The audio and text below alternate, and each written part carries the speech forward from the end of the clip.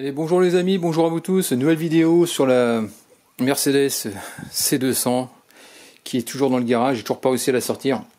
Donc voilà ce qui se passe, c'est un problème sérieux apparemment.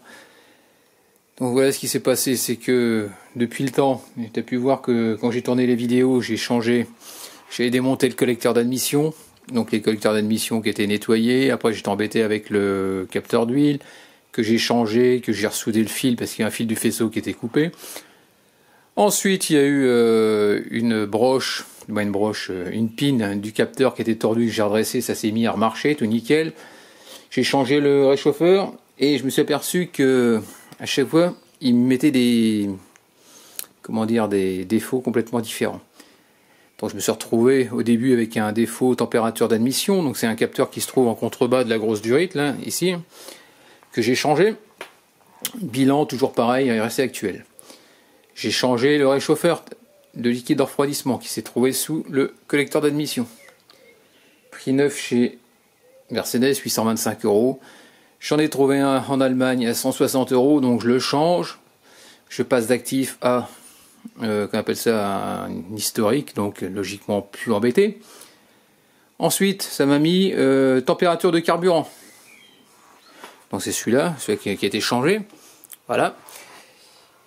Bilan, je repasse la valise, toujours pareil, actuel, donc ça commence à me saouler. Ensuite, il vient au capteur de suralimentation turbo, donc celui-là, donc là ce coup-ci je ne l'ai pas changé. Chez lui, il est en train de me prendre pour un imbécile, il est en train de me faire changer toute la bagnole. Qu'est-ce que j'ai fait? J'ai dit, bon allez, on redémonte tout, j'ai viré tout le collecteur d'admission, et j'ai décidé de regarder tout le faisceau. Bon, là, comme tu peux voir, il y a des pansements qui ont été refaits. Ici, pareil, tout était refait, jusqu'au fiche par fiche. Un travail de fou. Donc, je vais te montrer ce que j'ai fait, tu vas voir. Je me suis bien amusé ce week-end. Et voilà, donc là, on voit qu'il y a le courant passe, donc là, c'est nickel aussi. Donc là, maintenant, je vais refaire tout le faisceau correctement, et puis je vais tout remonter. Bon, je vais tout remonter, je vais juste mettre la rampe et on va mettre qu'on appelle ça la valise, voir ce qu'il y en est. On peut voir du scotch sur toutes les prises, donc j'ai contrôlé une par une. Une fois, j'ai commencé par ça, ensuite j'ai fait donc ce que je t'ai montré, et comme j'ai tiré un peu sur les fils, j'ai refait un autre contrôle, c'est-à-dire qu'en enlevant tous les morceaux de scotch rouge, en refaisant toutes les prises dans le sens inverse. Donc tu vois, j'ai double travail. J'ai rien de coupé, donc je me suis dit bon c'est bon, ce matin je remonte toute la voiture, donc voilà. J'arrive dans le véhicule, j'essaye de démarrer, et là je suis passé de température d'admission et de température carburant, donc c'est-à-dire deux défauts qui commençaient vraiment à persister depuis un moment. Et là quand j'ai passé la valise tout à l'heure, 13 défauts, elle démarre plus.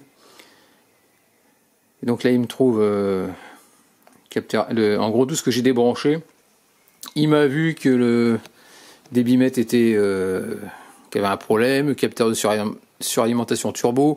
Il m'a vu en gros tous les capteurs, même celui de l'arbre à cam qui a un problème, donc voilà pour ça. Donc quand c'est comme ça, ça commence à tourner dans tous les sens.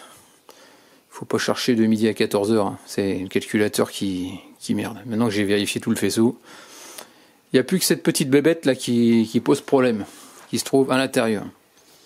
Apparemment le calculateur c'est cette chose, celui-là. Donc pour enlever cette prise derrière, je sais pas comment je vais faire. Donc voilà, ça c'est du Torx T20, donc il faut assez long, et dans le fond tu as été une vis, juste là. De toute façon tu peux pas la louper. Et donc ce qu'il faut faire c'est, tu vois ici, il faut juste le remonter. Et après ici tu as un petit tiroir qu'il faut tirer, et après la prise elle vient. Donc là ce que je vais faire avant de le débrancher, je vais carrément couper la batterie. Donc voilà, donc ici tu débranches ta batterie, tu commences par le moins et ensuite par le plus. Voilà, ensuite là le plus. Ça tu la débranches, voilà. Tu débranches le plus. Et tu fais pas toucher. Voilà, on laisse comme ça.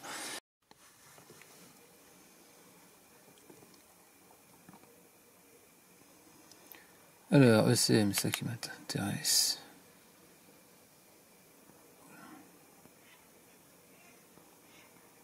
Allez, verdict, on va voir qu'est-ce qu'il met.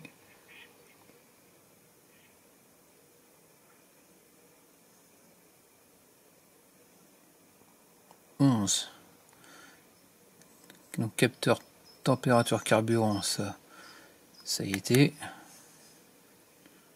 Régulation de pression, c'est quoi cette connerie? Capteur température liquide de refroidissement, ça c'est nouveau celle-là. Vérifier le système d'alimentation en air, masse d'air trop petite. Ça c'est un historique. Terre d'air, suralimentation, bah lui il change pas. Capteur de pression en aval du filtré, ouais, pourquoi pas. Fonisation OGR. Ça a été bien branché, capteur d'huile.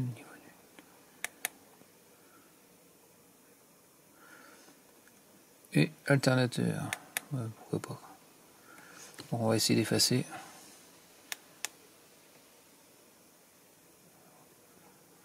Photo, effacer. Alors ce que ça donne. Oui. Suppression réussie, ok d'accord. Ensuite on revient, on va revoir les défauts, voir ce que ça donne.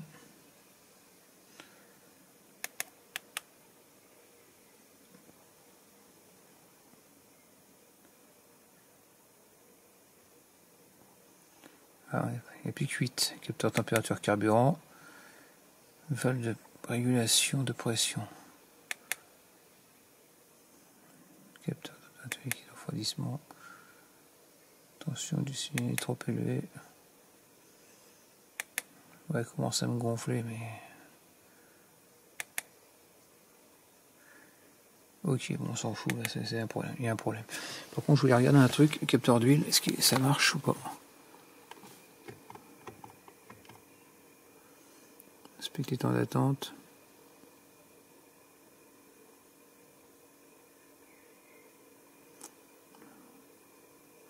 Donc toujours impossible de faire le truc. Hein. Donc voilà, donc on va essayer de démarrer.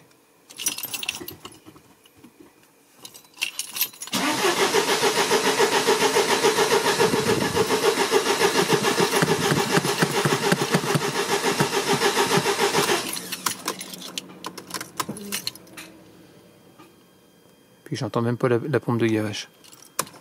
Ouais. On n'entend pas la pompe de gavage.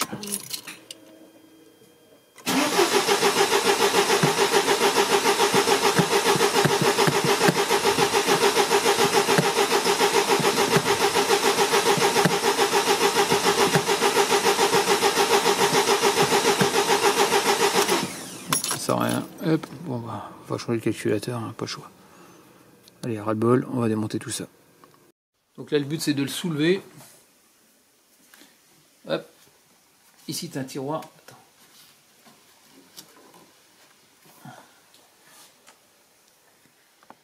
On regarde l'écrou de l'essuie-glace, on vient celui-là aussi. Un et l'autre un peu plus loin, sur la partie noire. C'est du 13. Ouais, c'est bon, j'ai tout retiré. L'autre, pareil. On va mettre ça ailleurs. Hop. Ici, tu as une vis à chaque agrafe, c'est-à-dire ici. Une agrafe, une agrafe. Dès que tu as une agrafe, tu as une vis. Tu viens chercher par le dessus. Derrière, voilà. Il faut les enlever. Donc là, il y a moyen de soulever un petit peu. Ça va pas grand-chose. Et tu arrives à passer ta main plus facilement. Et tu tires sur le tiroir.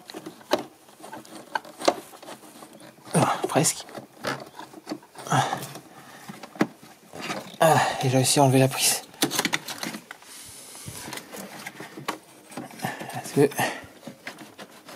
Ah punaise, j'ai l'impression qu'il y a une vis.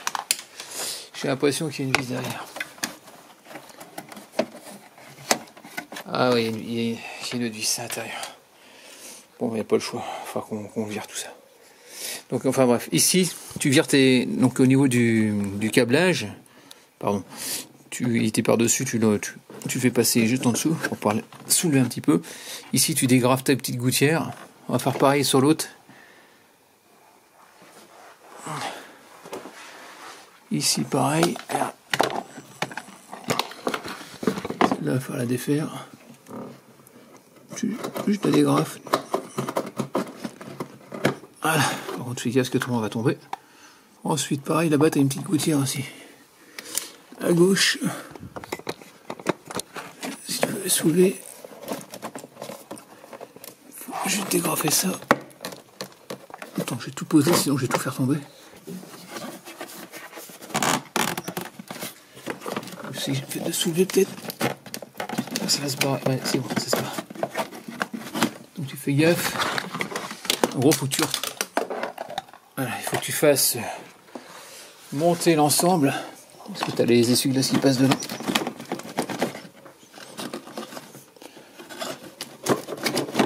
Ouais. J'ai viré les outils qu'il y a au niveau en baie de pare-brise. Parce que c'est gênant. Donc voilà, tout est par terre. Donc ici maintenant on a de la place pour travailler. Allez, on va retourner là-dessus. On va passer la tête, voir si je vois quelque chose, s'il y a une vis à l'intérieur, pour pouvoir débrancher le calculateur. Là je peux pas te montrer, j'arrive pas à éclairer. Juste derrière, tu as le calculateur, tu as une patte en contrebas, et c'est exactement du T20. Et il faut arriver à passer la... Je sais pas comment je vais faire. En gros, il faut essayer de passer le bâton torque, c'est dévissé, quoi, pour pouvoir avoir le calculateur. J'ai réussi avec un tournevis plat.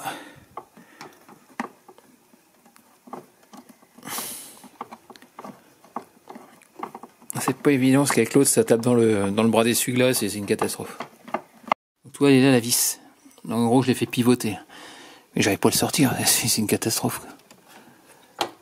Alors moi ce que je voudrais c'est peut-être arriver à sortir le calculateur de sa boîte. Et si ça pouvait se faire, ce serait cool. Parce que là j'arrive pas à sortir la boîte, ça tape. Mais le calculateur, je pense que il faut juste... À mon avis, il va falloir sûrement que j'essaye de insérer un truc dedans. Pour essayer d'écarter un peu les pattes. Et voir si j'arrive à le faire sortir. Je sais pas, je vais voir ça. Donc ici tu as du 13 à virer. Ici tu as une vis.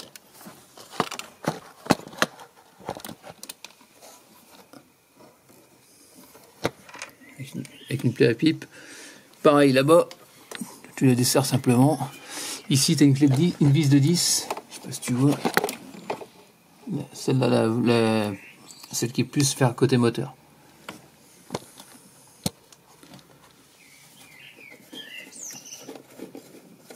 Voilà. Et le but, c'est que tu puisses lever un peu. Voilà. Comme ça, tu peux retirer ton calculateur. Ça y est, les amis. Enfin. Donc voilà, il y a un petit trou à l'intérieur. Bah, toi, c'est comme ça. Bon, je pensais que ça serait plus galère à avoir, mais bon, ça fait encore du bazar, encore bien démonté. Donc j'essaie de trouver ça sur le net et puis je reviens. Allez, c'est parti. Allez, bonjour à vous tous. Donc me revoilà, ça y est, donc mon calculateur est revenu réparé. Donc je suis allé le chercher tout à l'heure. Donc vendredi, je l'ai emmené à Diag Compteur, donc c'est Rachid qui s'en est occupé, que je salue. Et grâce à lui, normalement, c'est censé remarcher. Donc au début, il commence par te questionner, savoir pourquoi, à ton avis, le calculateur il est mort ou pas. Il veut savoir si tu es sûr de toi, quoi, déjà à la base. Et donc je lui ai expliqué que je vais changer pas mal de capteurs. La voiture ne roulait pas et à chaque fois plusieurs choses. Et donc ce qui s'est passé, c'est que j'ai eu, comme tu peux voir, j'ai eu 13 défauts dernièrement, dont l'arbre à cam, alors que j'ai rien touché, j'ai contrôlé tout le faisceau, tout était bon. Donc voilà, donc c'est censé... Donc pour lui, il s'est dit, effectivement, ton calculateur a sûrement un problème. Donc il a dit, avant, ce que je vais faire, parce que tu as une réparation de ces 300 € et après tu as l'échange standard, le reconditionné, on va dire. C'est en gros, on va cloner ton calculateur, on va prendre les données qu'il y a dedans, parce que tu as le numéro de châssis, les injecteurs, tu as l'antidémarrage, enfin bref, tu as plein de données à récupérer. Et il m'a dit, pour l'instant, je ne sais pas, je regarde et je te tiens au courant. Donc ce qu'il a fait, donc il a branché sur un banc pour commencer, il a regardé les connexions, à ce qu'il m'a dit. Et ensuite il a ouvert, donc ici tu vois c'est sorti, hein. Donc il a ouvert la plaque, il a regardé tous les composants électroniques Et il s'avérait que j'ai une résistance qui a lâché. Et il s'appelle le, je sais plus comment il m'a dit, le Moxet ou Mofset, je sais plus. Et un driver d'injection qui était OTA. Donc voilà, donc il m'a dit, donc il a changé ces deux pièces là. Il a repassé au banc, il m'a dit ça fonctionne nickel. Mais par contre, il m'a dit maintenant t'essayes sur ta voiture. Et si il y a un souci, il me dit tu me rappelles et puis on le bazardera et puis on va repartir sur un conditionné. Donc un conditionné chez lui, j'ai pas le devis, mais il m'a dit que, parce que chez SAS, eux c'est 750 €, il m'a dit que c'était un peu moins cher. Donc c'est à peu près les tarifs d'un calculateur reconditionné. Donc voilà pour ça. Donc là ce que je vais faire, c'est que j'ai envie d'avoir le verdict, savoir si ça marche ou pas. Donc on va le remettre en place et puis voilà quoi. Et on va faire un essai de démarrage quoi. Allez, c'est parti. Donc voilà, je reprends le plastique. Donc on va le remettre en place. Donc tu fais gaffe au sens par rapport aux pattes pour le refixer dans la voiture. Tu fais gaffe aussi, la grande prise c'était côté calandre et l'autre c'était vers comment dire, côté baie de pare-brise. Donc là on va aller jusqu'au bout, jusqu'au clap. Voilà, c'est fait, il est rentré. Donc là il n'y a plus qu'à le mettre en place.